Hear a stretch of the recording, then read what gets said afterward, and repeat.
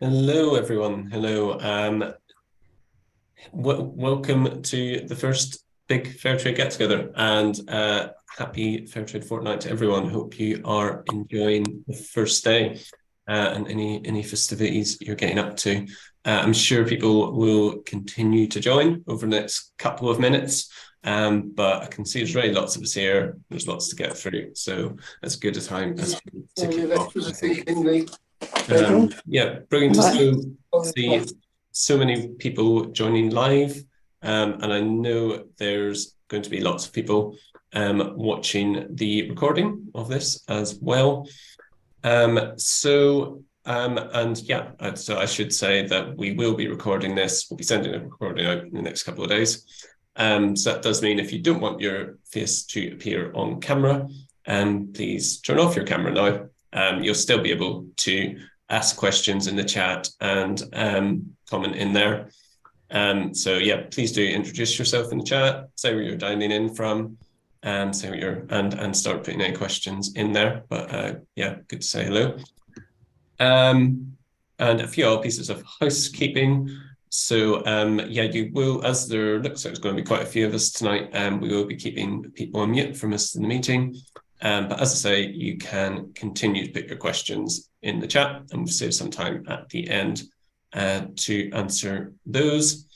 Apologies if we don't get to all of your questions. We've already had over a dozen submitted in advance, but we'll try and take a mix of those and ones put in the chat today. We'll also try and cover as much as we can in the actual presentation and in any emails we send out afterwards. Great. So I think that is everything for me. So without further ado, we'll get started. If we could start the recording now, then we'll kick off. There it goes. So yes, thanks very much for joining this evening. I know a lot of you are going to be really busy with Fairtrade Fortnight events in your own area, getting up to things in the non-virtual world. But I thought this is a great chance to get together nationally and share some ideas as well. So thanks very much for joining.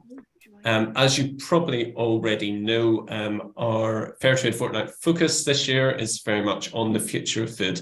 So how our favourite foods could be at risk and even endangered due to the effects of climate change and unfair exploitative trade. But we're also here to spread the word, the positive message that choosing fair trade means that more fair trade farmers and workers are going to be better able to build sustainable, greener and fairer futures for those favourite foods, those fair trade staples, and of course, therefore, their communities.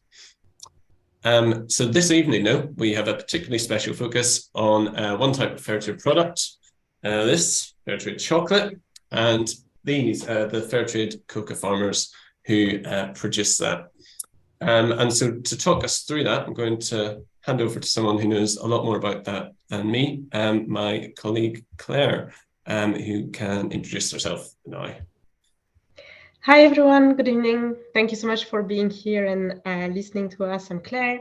Yeah, I'm going to be talking to you tonight. And thank you also for getting involved with Fairtrade Fortnight. It's a very special time for us where we have thousands of people joining us in basically committing to take action to deliver a fairer deal for the farmers behind our food.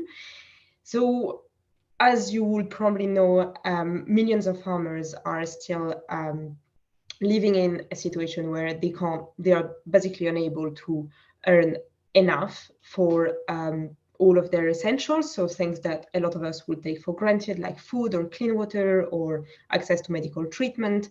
And that's very much to do with the structure of our global trade system, but obviously, like the crises that we've been facing in the last few years have made this a lot worse. So obviously, like we've been talking quite a lot about the climate crisis, but there has been also like COVID to face, and there is now obviously also the cost of living crisis, and all of those things are just piling up and making it a lot harder for farmers to basically adapt to each of those crises. So as we know, and if you've been following us in the last few years, you've probably heard us talk a lot about the impact of climate change on the lives and livelihoods of farmers. What we want to talk about this fortnight, which Stefan kind of touched on, is also like actually what this means for the future of the foods that we buy every day, because actually these people are behind the crops that go into the products that actually we consume every day. So if we are unable to grow coffee in the future, that's obviously the lives and the livelihoods of coffee producers that are on the line, but is also obviously like your kind of cup of coffee as well, which sounds said like this doesn't exactly sound like the most important thing, but obviously like this is quite an important point.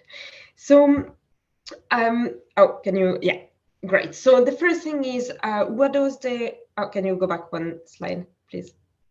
Nice. Yeah, so the first thing is like, what does the reality of the climate crisis actually means for producers?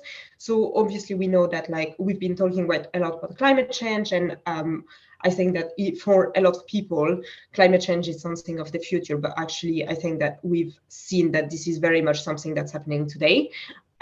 Global temperatures are already rising. They've already risen by over 1 degree in the last century, and obviously this is impacting farmers. Today we've seen a lot of extreme weather events happening, so things like flooding, droughts, hurricanes, just a rise in temperature, obviously. And what the research is showing is that actually this is just going to get a lot worse and impacting the regions where a lot of the products that we buy are grown. So especially like fair trade products that are grown in like Central America, East Africa, the Caribbean, and they are just examples. Like obviously like other areas are also going to be impacted by those extreme weather. And obviously, as you can imagine, if you've got like flooding or droughts, or also like an increase in your plant diseases, this is obviously going to impact like your ability to grow those crops. And what this means is like obviously you can't make a living out of this because you're getting much less crop, and also you're able to produce a lot less. So this is also the future of those foods. So to bring this to life a little bit, can you move to the next one?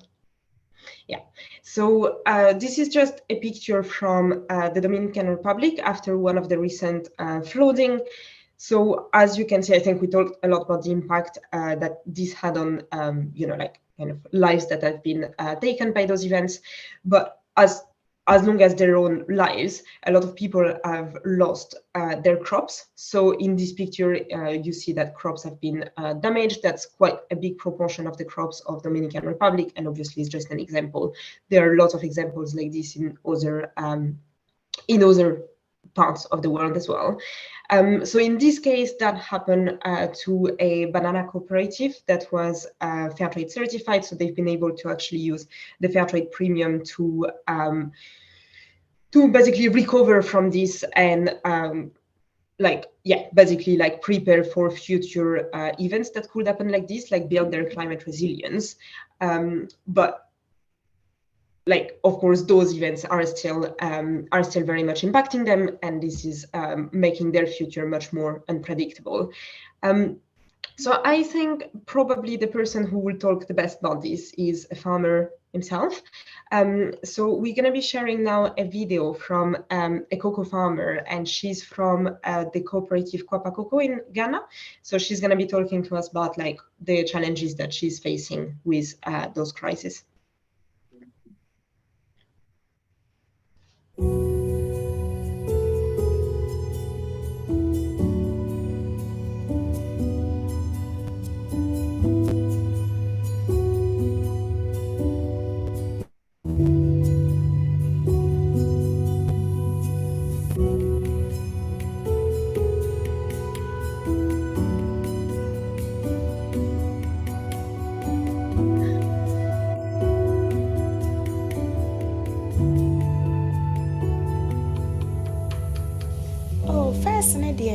Na enema ewo fom ba sisi ade eboro so kra nyema mu ayedem mo aso sisi ano kwaye ye ya enema yɛntimi nya mfasodeɛ kɛse wɔ mu ntim ama yɛntimi enya yɛsɛ yɛnyɛ bibia akora sɛ yɛde si hɔ ama yɛ mmɔfra na asɛ yɛ daakye.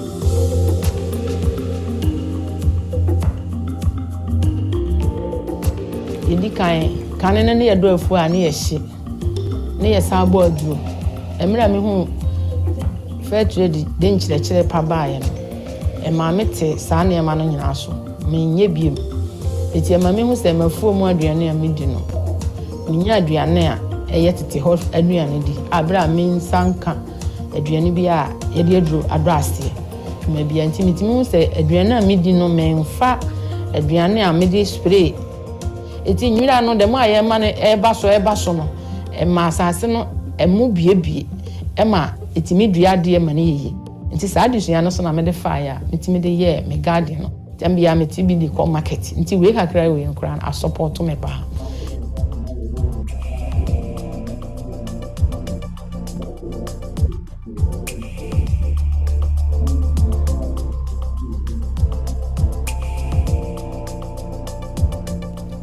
Rebecca Kuyapa, Coco, a bay in fear and song, a con watching. Now Kuyapaye Kubia, or more a few more general Makuya for me. Tito, woman a nipa, one and number so common slacky, no Joan, no Adrian, Adrian Cherry, a man of Wokuyan.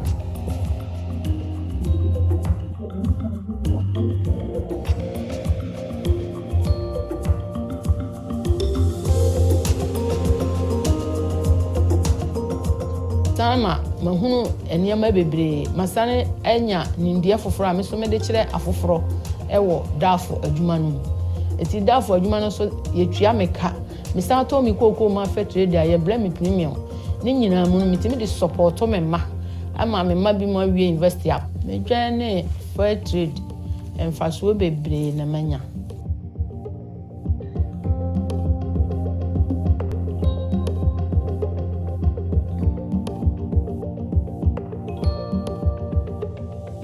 Ko die mesro mo se na amatena fie a mo ye me interview yi kokwa Akuyapa beto na fi we no ma wo mu nja badwoa ho se de be ya me yonku kuani bia so wasinfo so se wo kumasi o so wo westin ye mfa ni nyina nko nanka kuani bia so nsanka so no na die.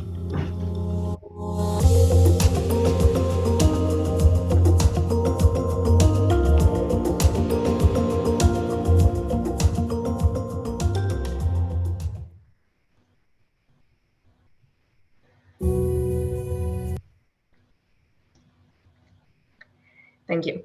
So, yeah, I think no one will kind of explain those challenges better than themselves. The thing I kind of wanted to add to that is that the climate crisis is impacting everyone and will impact everyone, but is not impacting everyone in the same proportions. So actually, if you look first at who is responsible for that, you've got the poorest 50% of the population that actually account for 10% of emissions, and the other way is true as well. So the kind of top 10% make up for half of the emissions, but somehow are the ones who are not going to be impacted by this. And actually, if you look at the top 1%, that's as much as the kind of poorest half of the population. That's twice as much emissions that are coming from this top 1% alone. So obviously what I mean with all of those figures is just that is a very unfair crisis. And while they've been the one who did the least to cause this crisis, they are actually the ones whose livelihoods is the most impacted by the climate crisis. Can you move to the next one?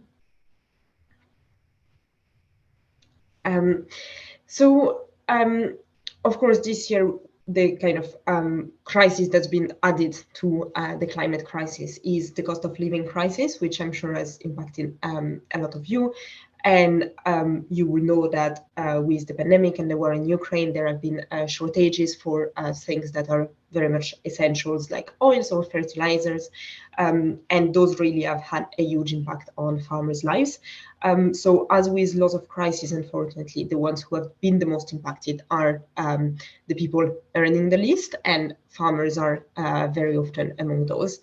So we've talked recently with a Ghanaian farmer a Ghanaian cocoa farmer, and he was talking about how like, obviously, like, farming has always been hard, but actually in the recent years, the increase in temperatures has made it a lot harder for him. So he's seen the first impact has been really the reduction in the productivity and the yield that is seen. So before he used to be able to create 50 bags of, to get like 50 bags of cocoa beans from his land, and he's now able to get only 17. That's a huge fall.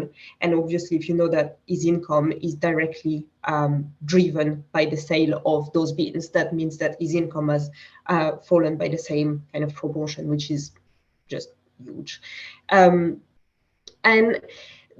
the thing that obviously like this year has been kind of added on top of that is that, like, at the same time, it doesn't have that income, and that income is kind of dropping year on year, but actually also the prices have been increasing, and things like very much like everyday staples like bread or fertilizer or oil are just becoming completely unaffordable.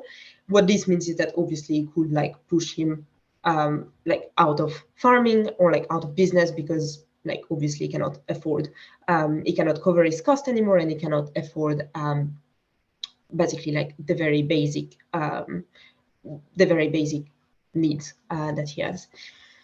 So what we've done this fortnight is we are launching the endangered aisle, and that's really to talk about this and kind of ask the question of what would happen if we don't start paying farmers enough to be able to adapt to the climate crisis and also take on the rising cost that they have to face. And actually the kind of answer from experts is that lots of our foods could actually be a lot harder to find in the future because of all these challenges that we've talked about. So what we are obviously asking you to do this fortnight is to support fair trade, and the kind of main way you can do that is by choosing fair trade products when you're shopping. So let's go back a second to, could you move to the next one? I think you went back once. Yeah. To which foods really are we talking about when we say like they could be endangered? So obviously I'm going to talk a little bit about cocoa because this is kind of the focus tonight. So if you look at cocoa production, like this, there are lots of different ways that climate change is impacting it. One of the first one is the rise in temperatures. So a lot of regions that where cocoa is grown are actually getting too hot to grow cocoa. And they are seeing kind of increasingly more frequent heat waves. The other thing is also like very kind of unpredictable rain patterns. So while we used to have like kind of specific rain patterns, and that was kind of, what the cocoa crop needs to be able to grow, actually we are now seeing a lot more days without rainfall, or a lot more days with like the kind of complete opposite, like kind of extreme rainfall, which is also obviously not good for the crop. We need this kind of balance between, which is kind of being increasingly hard to find.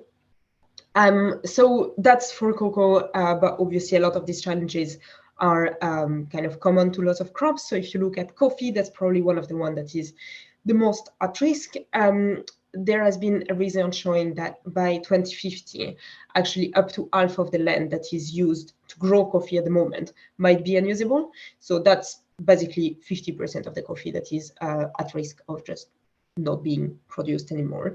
And that's, of course, the equivalent is 50% of coffee producers whose lives are actually at risk. And that's kind of what they depend on for their income. again, very similar challenges for tea. So Indian farmers, like a lot of tea is grown in India, and Indian farmers are already kind of reporting like very kind of more frequent like floods and extreme temperatures, and then also like water scarcity at other moments. And then again with banana, we've seen before like a picture from the Dominican Republic where a lot of bananas are coming from. They've been facing flooding and drought as well, which again, this like very unpredictable kind of rainfall. So yeah, so really when we talk about which foods could be endangered, really most of them. So actually 80% of the food we eat is coming from family farmers, who are often the people who are kind of the most impacted by climate change and the least able to adapt to climate change, just because they don't have just don't have the income for it. So let's try to be a little bit more positive. We obviously think that there is a solution to this, and that there are lots of things that can be done. So I guess the first part is what is Fairtrade doing? So can you move a couple of slides? Sorry, I keep on forgetting. Yeah, and one more. Nice. I guess the first, like the main thing that Fairtrade is doing is really to bring economic resilience to producers. So there have been lots of research done into this, and really like the way that we bring economic resilience is by, so we have lots of mechanisms, but one of them is the Fairtrade minimum price. So that means that if the market price is going to drop below a certain level, then the minimum price comes into place and protect farmers' income. On top of this, there is the Fairtrade premium. So that's like an additional pot of money that is basically paid to the cooperative of farmers. And that means that they can either kind of distribute this as additional income for farmers, or they can keep it and kind of jointly invest this into projects that they decide on. So one of the very important things is for farmers' communities to decide how they want to spend that premium. So on top of these two kind of mechanism, Fairtrade, like through Fairtrade and through their Fairtrade cooperative, a lot of farmers are also able to access no interest loans. So that's also a big issue in terms of income and resilience, is that farmers who want to borrow, often the kind of, what's it called? The interest rate is very high, and it makes it totally like unaffordable for farmers to do this. And through Fairtrade, they can have access to no interest loans. They can have access also to lots of support from their cooperative. So it can be training, it can be income diversification support. So obviously, if the crop that you're relying on for your income is becoming a lot harder to grow, then what you want to be doing is to diversify into something else, so that you're less dependent on that crop that is not resilient. So that's kind of, yeah, really what we are doing. So to bring this to life a little bit, can you go to the next one, please? Yeah. So I wanted to share with you the story of Emilia Deborah. So she's a cocoa farmer from Ghana. And she's really struggled with debt, and was able to turn her finances around with the support of Fairtrade and of her Fairtrade cooperative. So a few years ago, so about 5 years ago, her life was really different. So she was really struggling with, so like the kind of issue came with her land not being fertile anymore. And obviously like that's a lot to do with climate change, as we talked about before. What this meant is that she wasn't able to grow. I mean, she was growing cocoa, but like at a very kind of very low productivity. And her soil was really kind of full of water. She wasn't really able to like get much cocoa out of it, and obviously that means not much income out of it. So she then got into this kind of loop of getting into debt, and then because she wasn't able to pay back her debt, that kind of kept growing. And that was a really like when she talks about it, is a kind of very hard time that she had to face, and at the same time is for how hard this is, it's actually very common in Ghana, because we talked about like income being barely enough to meet your basic needs. So obviously like things like this would happen actually quite often. So what then kind of changed for Emilia is when she joined the Fairtrade cooperative, so Kwapa Coco in Ghana, and that she joined also the Sankofa project. So that's a kind of specific project run with Fairtrade, and they this specific project focuses a lot on agroforestry. So what this means is like basically a type of farming where you just grow basically a variety of crops on the same land instead of just like a kind of monoculture. And what this means is kind of bringing back a lot of the kind of soil fertility, which was very much her issue. But I mean, that's her issue, but that's the same for lots of farmers.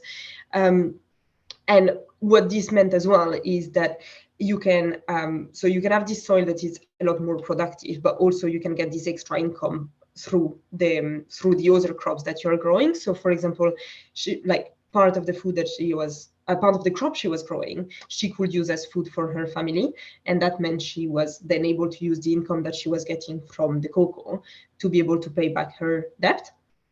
The other thing to say on agroforestry is that this works with obviously like also growing trees, which is very much necessary for cocoa because they need the shade. So it's all this like system where you're kind of working with nature and trying to understand where how certain plants can support other ones. And by doing it like this, you're also reducing the amount of work that you need to do on the farm. So what this meant is that she also didn't have to pay for any like additional like labor or workers to work on the farm. And again, that meant kind of an increase in her income. So with all of those kind of benefit, and really one thing that actually she talked quite a lot about, and I should talk about as well, is really the principle of efficiency. It's like by doing it like this, you're able to get a much better yield and productivity from the ground you have. And what this means is that you don't have to expand your land to new areas to be able to increase your income. And we know that actually increasing your land is one of the sources of deforestation. So also by doing this like this, you're also like kind of preventing, kind of further climate change that will be caused by deforestation. And what this means for the farmer is that obviously, like she talks about how the land is actually very scarce, it's very hard to like find new land. So actually by doing it like this is the kind of the only real way to increase her income with what she has. So that really made a huge difference in her life. She was then able to pay back her debt, kind of get out of this negative loop. And she then went on to like go and train others and kind of use her own plot as like a kind of demonstration for other farmers, which means that then obviously like you kind of grow the impact of this project. So hopefully that's quite an inspiring story. She would tell it better than myself, but I found that it was a very inspiring story. So what can you then do? Because this is kind of what Fairtrade does. So what can you do to support Fairtrade and producers? Can you move to the next one? So the main thing that you can do really is to buy Fairtrade. That's I guess that like that's by far how you will have the most impact. And what this means is that each time that you're buying Fairtrade, you're contributing to this Fairtrade minimum price and this Fairtrade premium. So the producers who made that product are going to be getting those benefits. So obviously this means higher incomes, but also through the premium, they are able to invest into environmental projects. So we kind of talked about, the example before of Emilia, but there are lots of other ones. So for example, on the picture here, that's another amazing example in the last year or so. There have been 100 producer organizations, so we're talking about thousands of producers who came together across 20 countries in Latin America and the Caribbean, where is one of the regions that is the most affected by climate change. And they came together and they've used their Fairtrade Premium to fund a kind of tree planting challenge. So they've actually been able to plant 300,000 trees in 6 months, which I think is difficult for everyone to picture what this means, but basically a lot of trees. And here on this picture, you can see a representative of obviously one of these cooperatives in El Salvador. And so obviously these trees are going to be helping to fight climate change, but also for the producers themselves, they are going to bring back the soil fertility to their own land, and they are going to bring back also the biodiversity, which is essential to fight some of the pests and disease that could be affecting their crops. So that's an example, but we've got plenty of other ones where the Fairtrade Premium has been invested into environmental projects. So it can be things like clean water. It can be water storage. So we talked about rainfall becoming completely unpredictable and a very very extreme on one side or the other. But actually, if you're able to store the water when it does rain, then you're much better prepared to face any drought periods. It can be composting projects. It can be crop diversification, which again, that's as much about protecting the environment, but also building the resilience of farmers. It can be an energy kind of project, so investing into some sort of clean energy project. Or it can also be kind of investment into training the farmers. So kind of the example that we talked about with Emilia before, all of this came from a kind of training program because you kind of then giving them the means to make those changes. And then of course, on top of the kind of economic aspect, what this means when you are buying Fairtrade is that you know that the product has been produced in line with Fairtrade standards that are also protecting the environment. So can you move to the next one? Nice. So obviously I'm conscious that we keep on saying, you need to buy Fairtrade, but people who are listening to us and in this country might also be struggling with the cost of living crisis here in the UK. So, kind of where do you find the budget to do it?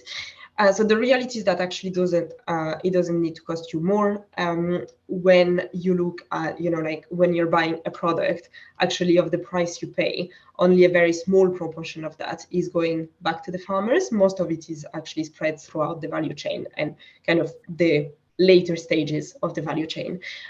So what this means is that really when you're buying Fairtrade, it's not that you're paying more, it's just that you know that the price you're paying is being spread much more equally throughout the supply chain. So yeah, that's just I guess a call to buy Fairtrade, and that it doesn't really have to depend on your budget. So a few good kind of budget-friendly options. I guess the main one would be on label from supermarkets. So we know that they tend to be obviously a kind of better value, and they often have a value range. Lots of those are Fairtrade, so that can be a very good option. And also we've got lots of products also in the discounters, so Aldi and Lidl, and obviously they are kind of known to be quite good value and have quite a lot of Fairtrade products. So those can be quite good options. And then I wanted to share with you a few examples of Fairtrade Chocolate, just because it's what I've been talking about. And also we had actually quite a lot of new brand committing to Fairtrade or launching new products in the last year. So yeah, so I just thought it would be good to kind of share who they are. So, I mean, you can see them here, but we've had the brand Alter Eco. So they've actually, I mean, you probably figured out that I was French. They've actually been in France for a while, and a kind of very sustainable brand, and they launched into the UK. So that's great news.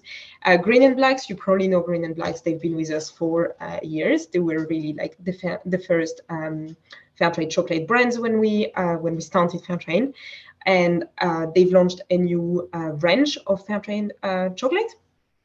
And then we've got this.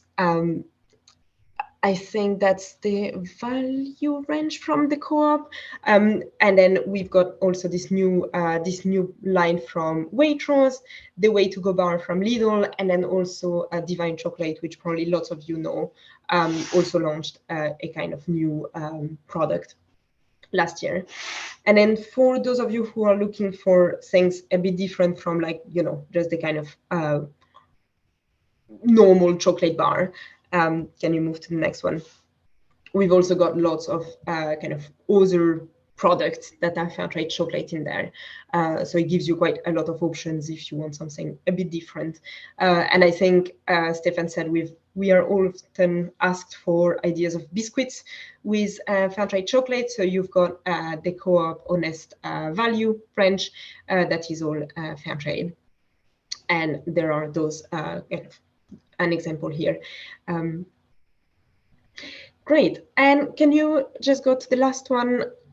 Yeah. So for those of you who might want to go one step further, what can you do? So the first step will be obviously to join our community. So we've got social media.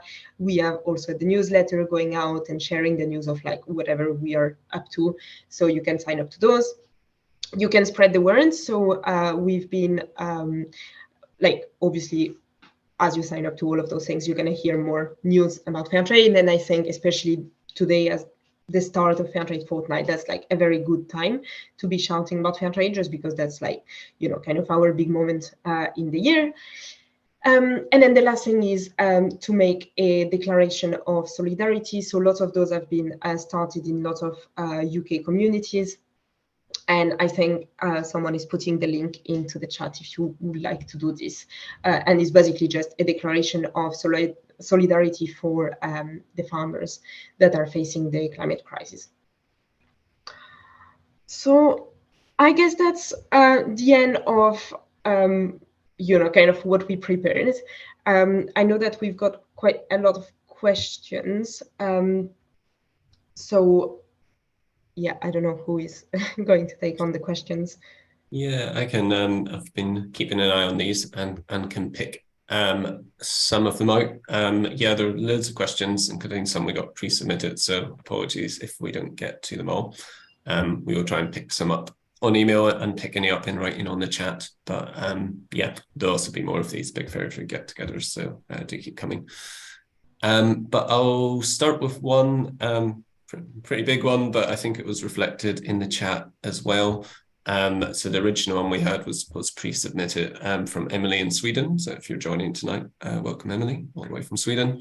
But it was, in your opinion, how can we get more chocolate companies to choose Fairtrade cocoa, and what can we do to make that happen? With many using their own labels, maybe with different certifications or general claims that it's fair. But how can we convince them to start using Fairtrade cocoa? Yeah, so, well, that's a good question. I think really the main thing you can do as a supporter of Fairtrade is to buy Fairtrade, and also to make it visible that you're choosing Fairtrade. So, you know, like, can you spread the word, like we were saying? Like, can you talk about why choosing Fairtrade is making a difference, and can you get people around you to also choose Fairtrade? I think that's really what is going to get companies to want to do Fairtrade, is obviously, like, you know, they are going to be listening to like what is driving sales, and like if that's what people want to buy, that's kind of what will convince them to buy, to kind of become Fairtrade. So I think that's yeah, that's the main thing that you can do. Yeah, really good point. And you know, that's part of the reason we have so many Fairtrade chocolate products, is the clear public demand for them. So yeah, thanks to everyone who's been doing their bit over the past many years. Another one that came in pre-submitted was from Clive in Edinburgh, and that was, I'll just read it out. There's been reports on child labour used in cocoa farms around the world in the past year. What's Fairtrade's approach to tackling that issue? Yeah, so again, a really good question. So we do quite a lot. So I think the first thing that we do is really to tackle the root cause of child labor. So there have been, lots of research done into this, and actually the low incomes is the kind of root cause of child labor. No parent want to use their children if they have a choice. So often when the children are working on farms, that's because they don't have an option to pay for workers to support on the farm instead. So I think that's the first thing, and that's probably the most important thing.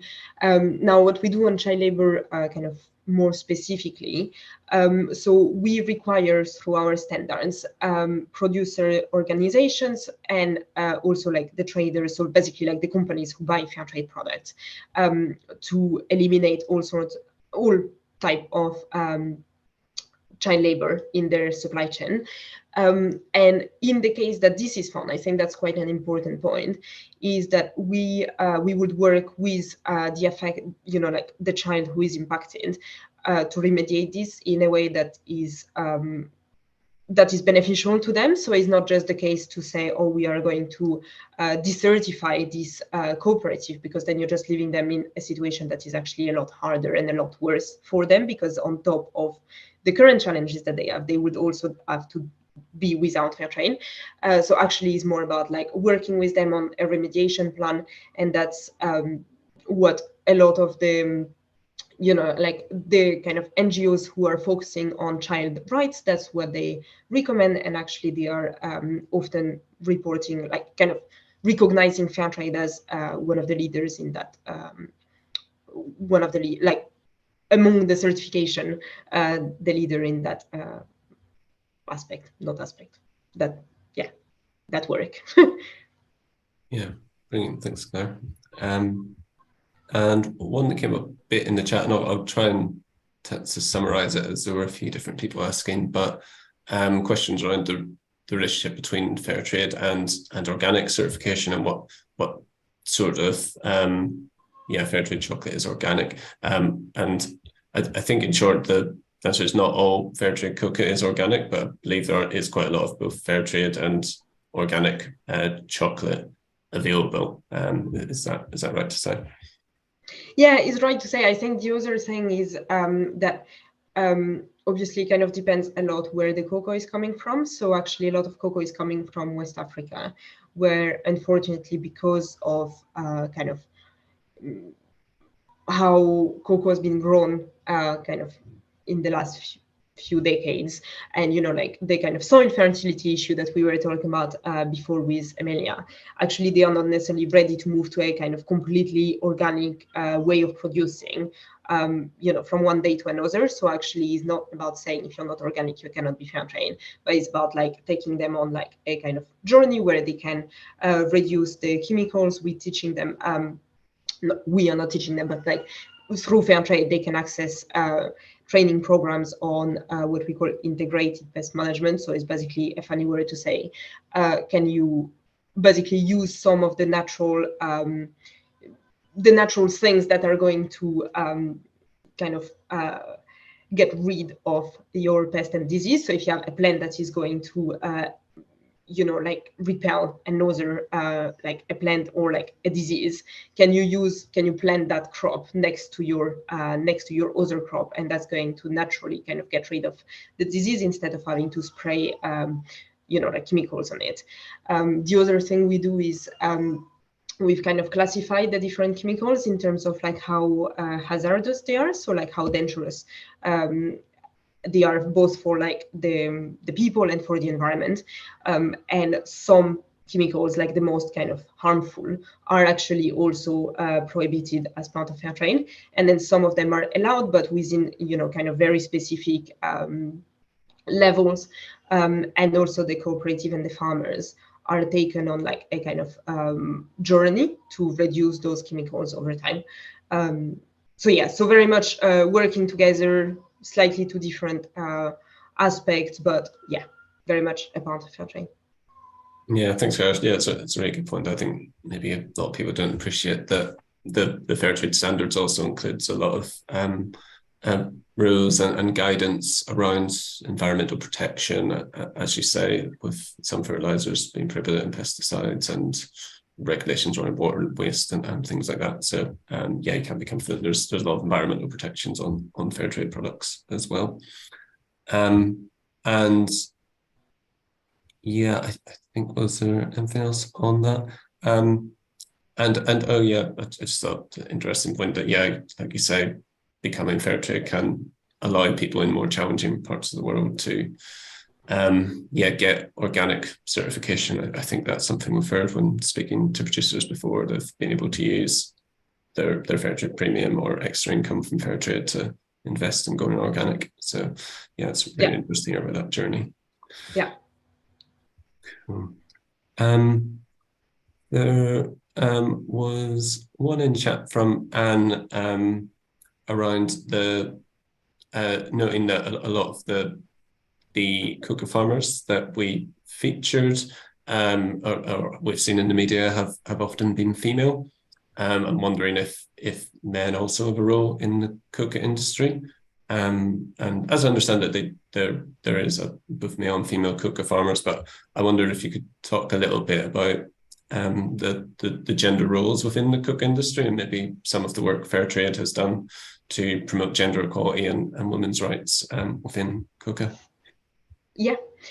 So yeah, men very much have a role in the cocoa industry. I think we've been talking a lot about women just because I think generally the role of women has been less kind of recognized. So that's why we've been kind of focusing a lot on women. The other thing is that we've seen a lot of we've done a lot of research in terms of income, and actually there is a huge difference between the income that the men and the women get from cocoa farming, even though they are doing actually as much of the work, but in terms of the income that they get, I can't remember the exact figure, but I think it's like a third or a fourth of what men get. So that's obviously like a big issue in itself, even though like it clearly means that their income is very low, but also it means that it's very unequal, and so that's why we've been focusing quite a lot on women as part of our campaigns. So in terms of their role on the farm, so they would sometimes have different roles on the farm, but they are very much both involved in terms of like growing the cocoa. And in terms of what Fairtrade has done, so there are lots of I think so. The first part is that there are lots of kind of rules in the Fairtrade standards around gender equality. So, they would have, as part of the Fairtrade standard, they would have to make sure that, they kind of record, for example, how many women are part of the cooperative. They have to record how many women would attend any kind of training that they provide. And they would have, I think that's the first step in addressing gender inequality, is to kind of really understand where the problem is. So if you can start recording, you then realize that actually maybe you have just like one woman attending a training when you have 10 men, and that just the fact of having to record that is going to help you really kind of understand that there is an issue there. The other thing is that then you would have to obviously kind of take some measures to like address that.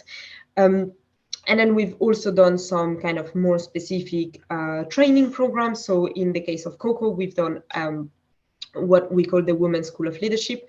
So it's basically a program in West Africa where the women are coached to so basically like to kind of take more like leadership role and to become more visible in their communities. So what we've seen often is that in like the research is that actually if you give the income to if the woman is earning the income, this is spread much more equally throughout the community and reinvested into the community in like a way that is going to benefit many more people. And so as part of this, the idea was like, can we give can we basically get women into these leadership positions where they can take on that role? So in that case, it was a kind of training program helping them to speak publicly and to really take the role, to also invest into income diversification and creating their own business freely as part of this. So for example, starting a side business where they are going to be growing yam, for example, and how can they make an income as part of this, which is going to be completely independent from their husband's income. Yeah. Brilliant. Yeah, thanks, Claire. That sounds really interesting. And yeah, I'd recommend reading about the Women's School of Leadership. Really interesting program. I just dropped a link in the chat there. I'll just to give you your voice a little break. There's a couple of questions I think I can pick up in the chat, which aren't so much Kuka related, but have come up a couple of times. So I know some people have mentioned where they can source stuff from Tradecraft, or where Tradecraft, of course, unfortunately, sadly went out of business a couple of weeks ago. And I know a lot of Fairtrade campaigners would use them to stock stalls in local churches or community centres, or just buy them for personal use. So just say we should be sending out an email in the next couple of days with a link to some alternative places that you can get Tradecraft goods from. So yeah, if you get our emails, which I imagine most of you do, you should receive that. If not, please do sign up and you'll get that. But we have been recommending there's places like Oxfam's online shop and Ethical Superstore, which both are offering special deals for fair traders and former users of Tradecraft. On the Tradecraft website, there's also a direct link to a lot of their suppliers, so you can buy directly to lessen the impact on producers and on those businesses that are selling. So most of the Tradecraft goods are available elsewhere. As I say, that'll come out on email in the next couple of days. And a nice simple one I saw in the chat, which someone repeated, which is there any difference between the monochrome and the multicolored mark? And no, there's not. It just looks different on the pack, and that's just so it looks visible on the packaging sometimes, but there's absolutely no difference between those. And yeah, please do drop other places you might buy former Tradecraft goods in the chat if other people know those. That would be great. Cool. So yeah, we've just got a couple of minutes left, so maybe try and squeeze in one or two more questions. Go back to, I think this was mentioned in the video, and maybe also mentioned by you, Claire, but around some of the training and advice that Fairtrade cooperatives, like the Quapa cooperative in the video, had received on adapting to climate change, and just asking where that comes from, really. Is that something related to Fairtrade? And I imagine it's a bit of a mix, but is that something Fairtrade offers in the system? Yeah, so it's a mix. There are different sources. One, probably the kind of most common would be for Fairtrade farmers to use their premium to invest into training. So then there can be like a person as part of the cooperative. So as I said, like when we pay the Fairtrade premium, this is paid to the cooperative, and then they, as a cooperative, they come together and decide how they want to invest that premium. So they can decide to invest it into training for farmers, and get an expert to come and give training on specific, specific things. The other thing is actually through Fairtrade. So as part of the Fairtrade system, we have producer networks, and they are basically the kind of Fairtrade arm in the country of origin. So for example, like Fairtrade Africa, we've got also like the equivalent in Latin America, and then also in Asia. And those producer networks would also provide training to farmers in the cooperatives, and those will be kind of specific. So they can either be kind of specific programs that specific companies invest into, or they can be kind of fair trade wide programs. So for example, as part of, so again on cocoa, but we have the West Africa Cocoa Program, and that's something that is kind of paid for by the Fairtrade system.